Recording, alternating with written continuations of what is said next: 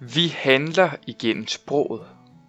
Vi udveksler viden, siger vores meninger og fortæller andre, hvad de skal gøre. Igennem sproget handler vi, og handlingerne har altid en hensigt.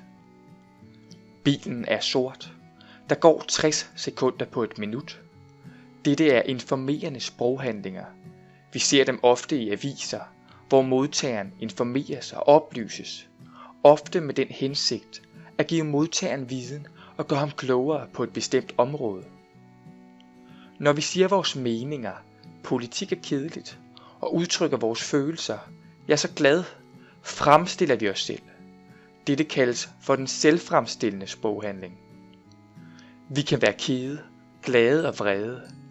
Vi kan vurdere noget som enten positivt, neutralt eller negativt.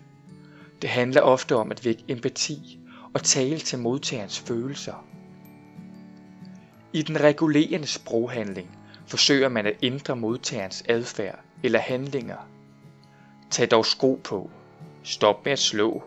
For eksempel når man foreslår, fraråder, anmoder eller forsikrer nogen om noget. Sproghandlingerne kan være svære at finde og minder nogle gange om hinanden.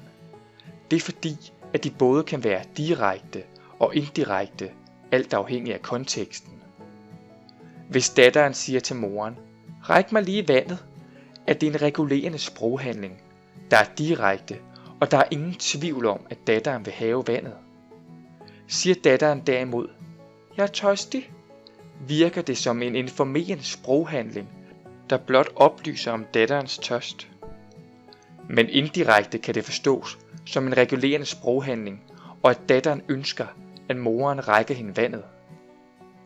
Igennem sproget kan vi altså informere, fremstille os selv og regulere vores omgivelser.